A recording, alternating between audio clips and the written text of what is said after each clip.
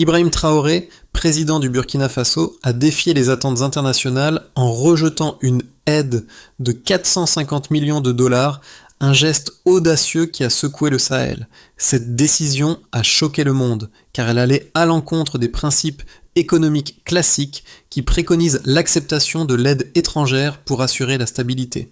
Mais pour Traoré, c'était plus qu'une simple question financière, c'était un acte de souveraineté. Il a choisi la dignité plutôt que la dépendance, prouvant que l'indépendance peut être cultivée sur sa propre terre. Ibrahim Traoré a pris un risque calculé, un pari audacieux pour la souveraineté du Burkina Faso. Le rejet de l'aide étrangère de 450 millions de dollars n'était pas seulement un refus économique, mais un acte de résistance politique face à des forces mondiales de dépendance. En renonçant à cette manne, le président Traoré a fait un choix crucial, celui de la liberté nationale sur la soumission à des conditions extérieures. Il savait que cette décision provoquerait des répercussions immédiates, mais aussi une transformation à long terme pour le pays. Le Burkina Faso, un des plus petits États d'Afrique, a donné un exemple mondial de ce que signifie garder sa dignité face à la tentation de la facilité. Le rejet de l'aide étrangère par Ibrahim Traoré n'était pas un simple geste symbolique, mais un point de bascule dans l'histoire du Burkina Faso. Alors que le monde se demandait pourquoi un pays en développement refuserait une aide aussi substantielle, la réponse se trouvait dans une clause discrète d'un accord agricole. Ce document de 126 pages, signé sous la pression internationale, stipulait que les semences agricoles proposées étaient génétiquement modifiées, importées et sous contrôle exclusif des multinationales américaines. C'était plus qu'une aide, c'était une forme de tutelle. Ibrahim Traoré, face à cette réalité, s'arrêta à cette clause. Il comprit que le prix de cette aide n'était pas seulement économique, mais aussi moral et politique. Le Burkina Faso, un pays déjà marqué par des décennies de dépendance économique, se retrouvait à un tournant décisif. Traoré savait que dire non à cette aide signifiait l'isolement et des risques économiques immédiats. Pourtant, il décida de tracer une ligne claire dans le sable du Sahel, affirmant que la souveraineté alimentaire était plus précieuse que la prospérité temporaire apportée par l'aide extérieure. Cette décision allait non seulement changer la politique agricole du pays, mais aussi résonner dans l'ensemble du continent africain. Elle allait incarner un symbole de résistance contre une forme de néocolonialisme économique qui perdurait sous couvert de générosité. Ibrahim Traoré n'était pas seulement un président, mais un guide pour son peuple, incarnant l'espoir d'un futur libre de toute dépendance extérieure. Sa décision de rejeter l'aide américaine a profondément marqué les consciences au Burkina Faso et au-delà. Il ne s'agissait pas seulement d'un acte politique, mais d'une volonté de redonner au peuple burkinabé sa dignité et son indépendance. Ce choix risqué a fait de lui un symbole de résistance, un homme qui osait défier les grandes puissances économiques pour le bien-être de son peuple. L'impact immédiat de cette décision fut énorme. Les paysans, longtemps dépendants des aides extérieures, virent dans ce refus une chance de retrouver leur autonomie. Loin des capitaux et de la dépendance, l'idée de cultiver la terre, selon les traditions ancestrales, devint une promesse d'espoir. À travers ce geste, Ibrahim Traoré a rappelé au monde que la véritable liberté économique réside dans la capacité d'un pays à subvenir à ses besoins sans être contraint par des conditions extérieures. Au sein du gouvernement, la pression monta, mais Traoré resta inébranlable. Ce n'était pas un acte de rébellion, mais une affirmation de souveraineté. En rejetant l'aide, il a redéfini les termes du développement pour son pays, choisissant de cultiver l'indépendance plutôt que de se nourrir d'un soutien extérieur qui viendrait à un prix moral et économique. La décision d'Ibrahim Traoré n'était que le début d'un enchaînement d'événements qui allait redéfinir l'avenir du Burkina Faso. Le rejet de l'aide étrangère a immédiatement déclenché une série de réactions sur la scène internationale. Alors que les médias étrangers qualifiaient cette décision de provocation, une autre réalité se dessinait sur le terrain, dans les campagnes burkinabées. Le pays, en refusant l'aide, faisait le choix de prendre son destin en main. Le 12 mai, Ibrahim Traoré annonça publiquement son refus. Un geste simple mais lourd de conséquences, il avertissait la communauté internationale. Le Burkina Faso ne se laisserait plus manipuler par des aides conditionnées. L'écho de cette décision fut immédiat. Les nations voisines, tels que le Mali et le Niger, observaient attentivement.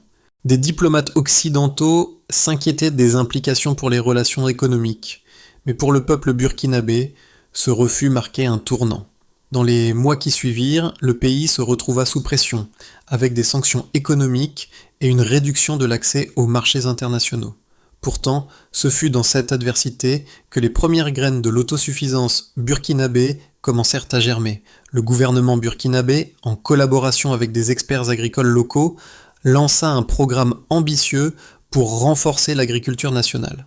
Les fonds, autrefois destinés aux aides extérieures, furent réorientés pour financer des projets agricoles locaux. L'initiative Souveraineté alimentaire d'abord prit forme et bientôt, les fermes burkinabées commencèrent à produire des semences locales résistantes à la sécheresse, adaptées à leur climat. Le soutien de la population, en particulier des jeunes et des femmes, était essentiel. Ces dernières, souvent marginalisées dans les réformes économiques, prenaient désormais la tête des premières semailles. Ce fut un acte de résistance mais aussi de renaissance. L'unité nationale se renforça autour de ce projet de souveraineté, chacun voyant dans ce retour à la terre une chance de retrouver sa dignité. Cependant, ce n'était pas sans obstacle. Des sécheresses persistantes et des difficultés économiques frappaient le pays. Pourtant, plutôt que de céder à la tentation de l'aide étrangère, Ibrahim Traoré persista. En 2023, le gouvernement annonça des résultats positifs. Plus de 200 000 hectares réhabilités, 12 pépinières de semences créées et une réduction de 18% des importations alimentaires. Le pays montrait des signes de résilience, mais c'était loin d'être la fin de l'histoire. Il s'agissait d'un processus long et difficile, mais le pays commençait à se relever. Les chiffres qui ont suivi la décision d'Ibrahim Traoré de rejeter l'aide étrangère ont commencé à raconter une histoire différente de celle que l'on attendait. Là où certains s'attendaient à une chute rapide de l'économie, le Burkina Faso a au contraire montré des signes de résilience impressionnants. 3 chiffres clés ont rapidement émergé, soulignant le succès du pari audacieux que le pays avait fait. D'abord, le programme de réhabilitation des terres agricoles a permis de restaurer plus de 200 000 hectares de terres agricoles. Ces terres, qui étaient autrefois stériles ou abandonnées, ont été réintroduites dans le circuit de production. Ce n'était pas un simple travail de restauration, mais une transformation complète de l'agriculture burkinabé, avec une attention particulière portée sur les semences locales.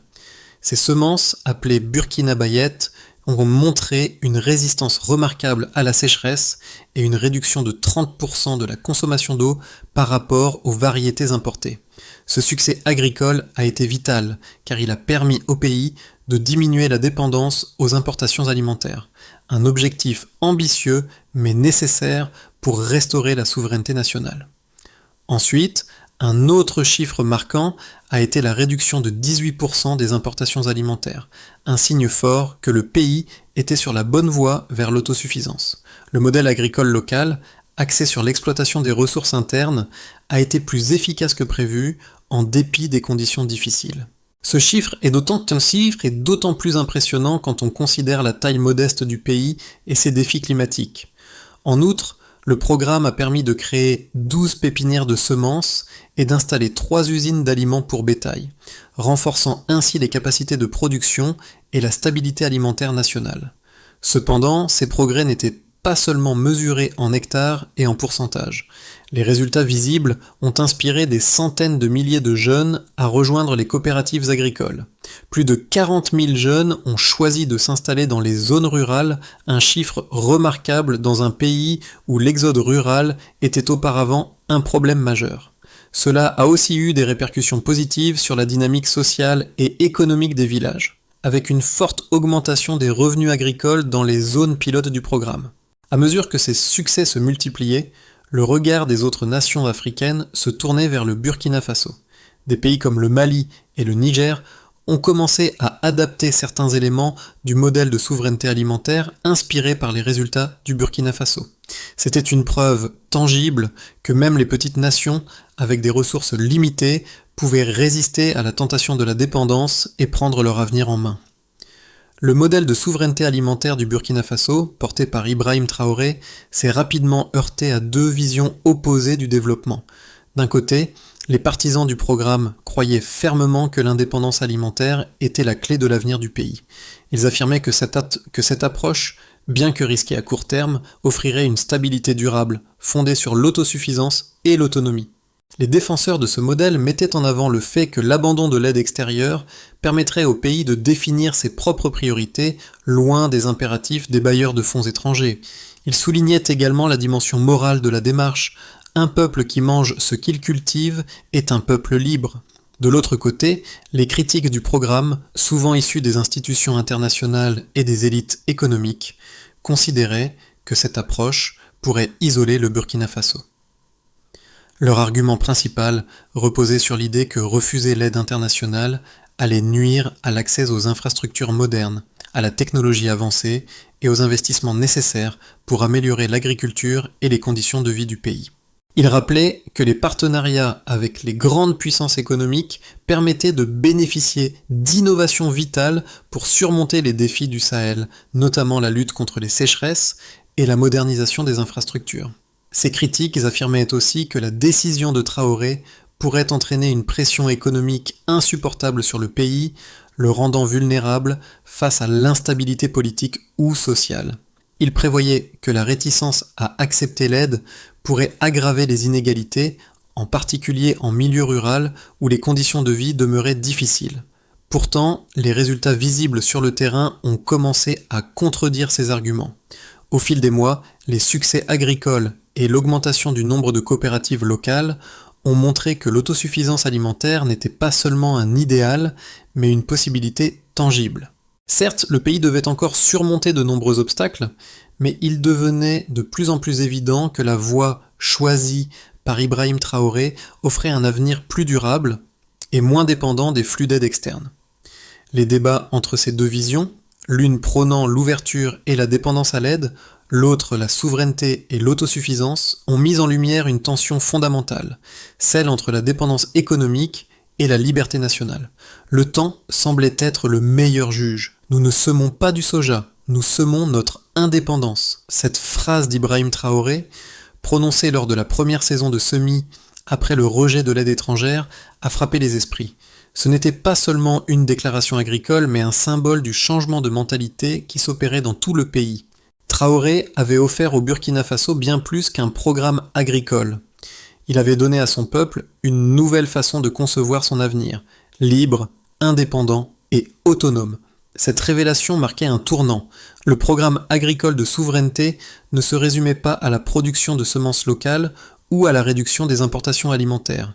Il représentait un mouvement plus profond, un retour aux racines, à la terre et à une culture de l'indépendance. C'était une déclaration de principe, un défi lancé à ceux qui pensaient que l'Afrique devait toujours dépendre de l'aide étrangère pour survivre. En réponse, les populations rurales se sont pleinement investies dans ce projet. Les coopératives agricoles ont fleuri et des milliers de paysans, jeunes et femmes en particulier, se sont regroupés pour faire de cette vision une réalité. L'optimisme était palpable et le pays tout entier semblait respirer au rythme de cette nouvelle ère. Les premières récoltes de l'initiative de souveraineté alimentaire au Burkina Faso ont été modestes, mais les effets immédiats étaient incontestables. Le pays a observé une transformation qui allait bien au-delà des simples chiffres agricoles. Ce programme, porté par Ibrahim Traoré, a engendré une véritable révolution sociale et économique, redéfinissant la relation entre la terre et ses habitants. Le résultat était palpable dans les rues de Ouagadougou, où les marchés se remplissaient de produits locaux et où la population semblait plus unie que jamais autour de cette vision commune. Les impacts économiques furent notables. Le pays a vu une réduction de 18% des importations alimentaires, un chiffre qui, bien que modeste, témoignait d'un changement fondamental dans la dynamique économique du pays. De plus, avec la création de nouvelles coopératives agricoles, des milliers de paysans, dont une large majorité de femmes, ont retrouvé leur place dans l'économie. Leurs revenus ont augmenté et la production alimentaire s'est stabilisée, réduisant ainsi la dépendance de l'économie aux fluctuations des prix mondiaux. Sur le plan social, l'effet fut tout aussi puissant. Des milliers de jeunes, autrefois attirés par l'exode rural, ont rejoint les coopératives agricoles. Ce fut un renversement culturel. Plutôt que de fuir la terre, les jeunes ont choisi de la cultiver. Les femmes, traditionnellement marginalisées dans les réformes économiques, ont pris les rênes de cette transformation. Elles ont créé des réseaux d'entraide, des coopératives de semences et ont joué un rôle essentiel dans la transition vers une agriculture durable et indépendante. Mais les bénéfices ne s'arrêtèrent pas là. Les autorités ont rapporté que, pour la première fois en plusieurs décennies, la part des jeunes qui rêvaient de quitter le pays pour chercher une vie meilleure à l'étranger a diminué. Ils ont trouvé dans cette initiative une opportunité de réinventer leur avenir là où ils étaient nés, loin de l'emprise des multinationales et de l'aide extérieure. À l'échelle internationale, le modèle du Burkina Faso a inspiré d'autres nations africaines. Le Mali, le Niger et même le Ghana ont commencé à envisager des programmes similaires cherchant à se détacher des chaînes de la dépendance à l'aide. Le Burkina Faso est devenu un laboratoire d'idées nouvelles pour un développement plus autonome et durable. L'exemple burkinabé a prouvé qu'il est possible de redéfinir les règles du développement loin des sentiers battus. Le rejet de l'aide étrangère par Ibrahim Traoré n'était pas simplement une décision économique, c'était une déclaration de souveraineté nationale et de dignité pour tout un continent. Ce modèle d'autosuffisance, bien qu'encore fragile, a offert une alternative crédible à la dépendance historique de l'Afrique envers l'aide internationale. L'avenir du Burkina Faso, après le rejet de l'aide étrangère d'Ibrahim Traoré, semble incertain, mais il se dessine sous 3 scénarios possibles. Chacun de ces chemins représente une trajectoire différente pour le pays, avec des conséquences économiques, sociales et géopolitiques bien distinctes. D'abord, dans la trajectoire de base, le Burkina Faso poursuit sa voie d'indépendance alimentaire, en maintenant son cap vers l'autosuffisance. Les récoltes locales continuent de couvrir environ 60% des besoins nationaux. Cependant, la croissance économique reste modérée. Le pays maintient ses partenariats régionaux avec le Mali et le Niger, consolidant une ceinture de souveraineté alimentaire. La coopération africaine devient un pilier fondamental de cette nouvelle ère, mais la pression extérieure reste forte, avec des critiques régulières sur la lenteur des progrès et la faiblesse des infrastructures. Cependant, Traoré, avec une prudence calculée, démontre que la dignité ne se négocie pas et que l'Afrique peut avancer à son propre rythme, selon ses propres priorités. Ensuite, dans l'horizon optimiste, le modèle burkinabé inspire une coalition de pays africains. Des nations comme le Sénégal, le Kenya et le Bénin commencent à collaborer sur des projets de souveraineté alimentaire, unissant leurs données et leurs recherches sur les semences locales. Le Burkina devient un laboratoire pour une nouvelle forme de coopération africaine, où les ONG africaines remplacent progressivement les agences occidentales dans les programmes de développement. Ce scénario ouvre la voie à une augmentation des exportations régionales, avec une jeunesse de plus en plus attirée par les opportunités dans les campagnes. Ce modèle pourrait voir une croissance modeste, mais stable, grâce à un soutien mutuel entre pays africains et la réévaluation des partenariats avec les grandes puissances économiques. Enfin, dans le pire des cas, les conditions climatiques se détériorent, les sécheresses deviennent plus fréquentes et plus sévères, menaçant la production locale. Les prix des denrées alimentaires montent et les bailleurs de fonds étrangers se retirent. L'économie ralentit et des tensions sociales apparaissent, alimentées par des pénuries et des inégalités croissantes. Toutefois, même dans ce scénario défavorable, la volonté de rester indépendant, de refuser la tutelle extérieure, reste inébranlable. Les Burkinabés continuent de défendre leur droit à l'autosuffisance, convaincus que reculer serait plus risqué que de continuer à avancer, même si cela implique de surmonter d'énormes défis. Dans tous ces scénarios, une chose est claire, l'indépendance alimentaire et la souveraineté sont désormais des principes qui guideront les décisions politiques et économiques du Burkina Faso dans les années à venir. L'impact de la décision d'Ibrahim Traoré dépasse les frontières du Burkina Faso. Ce choix audacieux, loin d'être isolé, résonne dans toute l'Afrique et suscite des discussions profondes sur l'indépendance, la dignité et la souveraineté nationale. Ce mouvement, symbolisé par le slogan « Nous nourrissons ce que nous sommes », touche une corde sensible non seulement dans les campagnes, mais aussi dans les villes, où les jeunes, souvent fascinés par l'idée d'émigration, commencent à voir un avenir localement enraciné. Ce n'est pas seulement un discours politique, mais une invitation à réfléchir à ce qui constitue la véritable prospérité. La décision de Traoré renvoie à une question fondamentale. Qu'est-ce que cela signifie vivre avec dignité ? La réponse, selon le Burkina Faso, réside dans la capacité de chaque nation à décider de son destin, à se nourrir de sa propre terre et à définir sa propre voie, loin de la dépendance à l'aide étrangère. Pour les jeunes, ce mouvement devient un modèle d'engagement. Plutôt que de fuir la terre pour chercher une vie meilleure ailleurs, ils trouvent dans cette initiative une raison de rester et de construire un avenir au sein de leur propre pays. De nombreux jeunes burkinabés se lancent aujourd'hui dans l'agriculture, convaincus que la terre est le lieu de leur épanouissement. Les femmes, quant à elles, jouent un rôle de leader dans cette révolution agricole. Elles deviennent non seulement les architectes de cette transformation, mais aussi les symboles de cette nouvelle indépendance. Elles portent en ce message de souveraineté et de fierté, montrant que l'autosuffisance n'est pas seulement une question de production alimentaire, mais une question de pouvoir, d'autonomie et de liberté. La route vers l'autosuffisance alimentaire et la souveraineté que le Burkina Faso a empruntée sous la direction d'Ibrahim Traoré n'est pas sans défi. Cependant, les étapes qui suivent ce rejet de l'aide étrangère montrent une détermination claire à renforcer les bases d'un développement véritablement indépendant. Voici les 3 étapes clés de ce processus. D'abord, replanter la mémoire collective. Le Burkina Faso a décidé de recenser et de conserver ses semences indigènes, capables de survivre sans modification génétique. Une banque nationale du vivant a été mise en place pour préserver ces semences. Cela signifie non seulement renforcer l'agriculture locale, mais aussi sauvegarder un savoir-faire ancestral qui relie le peuple à sa terre. Ensuite, former avant de financer. L'une des premières étapes fut de créer un réseau d'écoles rurales où chaque saison de récolte devenait une opportunité d'enseignement. Les paysans, qu'ils soient jeunes ou âgés, étaient formés à des méthodes agricoles durables et adaptées à leur environnement. Cette approche privilégie l'éducation avant tout, dans le but de transmettre des connaissances avant d'apporter des financements. C'est une stratégie de long terme qui prépare les générations futures à l'autonomie. Enfin, mutualiser les outils agricoles.